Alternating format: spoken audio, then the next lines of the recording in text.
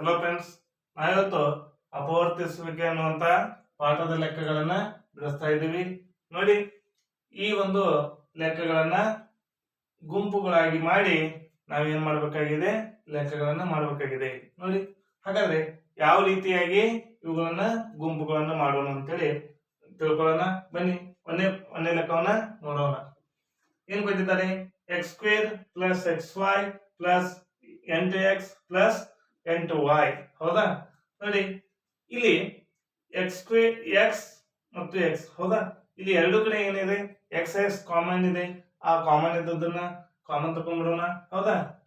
X ಹೊರಗೆ ತಕೊಂಡ್ಬಿಡೋಣ. ನೋಡಿ, ಇಲ್ಲಿ 2x ದಲ್ಲಿ 1x ಹೋದ್ರೆ ಏನಾಗ್ತಾ ಇದೆ? 1x ಉಳಿತಾ ಇದೆ. ಎಕ್ಸ್ ಹಾಗೆ ಬರೀರಿ. ಇಲ್ಲಿದ್ದಂತ 1x ಇಲ್ಲಿ ಬಂದಿದೆ. ಹಾಗಾದ್ರೆ ಇಲ್ಲಿ ಎಷ್ಟಾಯ್ತು? y ಉಳಿತು. ಪ್ಲಸ್ ನೋಡಿ, 8x ಪ್ಲಸ್ 8y. ಹಾಗಾದ್ರೆ ಇವೆರಡರಲ್ಲಿ ಏನು ಕಾಮನ್ ಇದೆ? 8 8. ಹೌದಾ? 8 ಕಾಮನ್ ತೆಗೆದುಕೊಂಡಿದ್ದೇವೆ. ಒಳಗೆ ಎಕ್ಸ್ ಉಳಿತು ಪ್ಲಸ್ ಇಲ್ಲೇನು ಉಳಿತು? y ಉಳಿತು. ಹೌದಾ?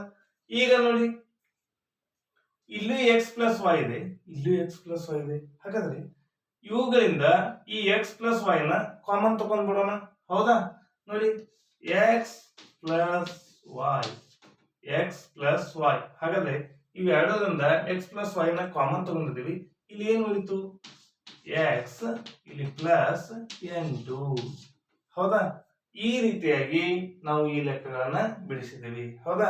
ಫಸ್ಟ್ ಇವುಗಳಿಂದ ಕಾಮನ್ ತಗೋಬೇಕು. ಆಮೇಲೆ ಮತ್ತೇನಾದ್ರೂ ಸಾಮಾನ್ಯ ಇದೆಯಾ, ಕಾಮನ್ ಇದೆಯಾ ನೋಡಿ. ಇಲ್ಲಿ ಎಕ್ಸ್ ಪ್ಲಸ್ ವೈ ಇದೆ, ಇಲ್ಲಿ ಎಕ್ಸ್ ಪ್ಲಸ್ ವೈ, ಎರಡರಿಂದ ಕಾಮನ್ ತಗೋರಿ. ಹೌದಾ? ನೆಕ್ಸ್ಟ್ ಅದೇ ರೀತಿಯಾಗಿ ಈ ಲೆಕ್ಕಗಳನ್ನ ಬಿಡಿಸೋಣ ಬನ್ನಿ.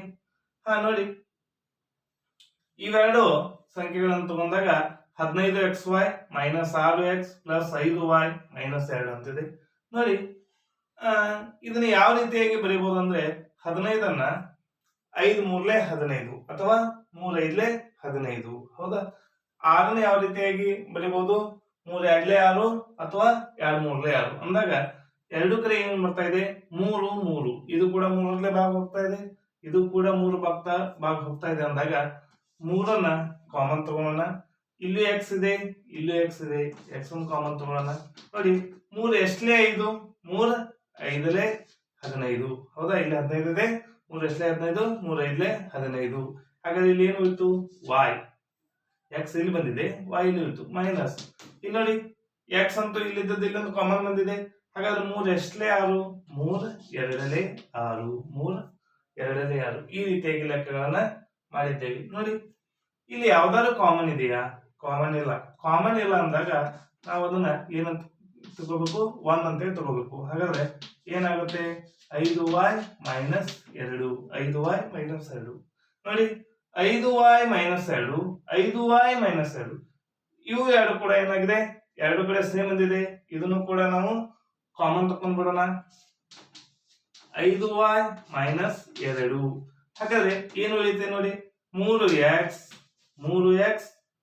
Plus 1, 3x plus 1. ಹೌದಾ?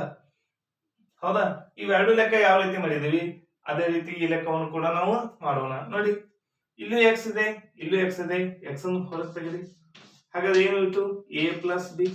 ಇಲ್ಲಿ a ಉಳಿತು, ಬಿ ಉಳಿತು. ಹೌದಾ? ಇಲ್ಲಿ ನೋಡಿ, ಎರಡು ಕಡೆ ಮೈನಸ್ ಇದೆ, ಮೈನಸ್ ಅನ್ನು ಹೊರಗೆ ತೆಗೆದಿ. ಫಸ್ಟ್ ಚಿಹ್ನೆಯನ್ನು ಹೊರಗೆ ತೆಗಿಬೇಕು.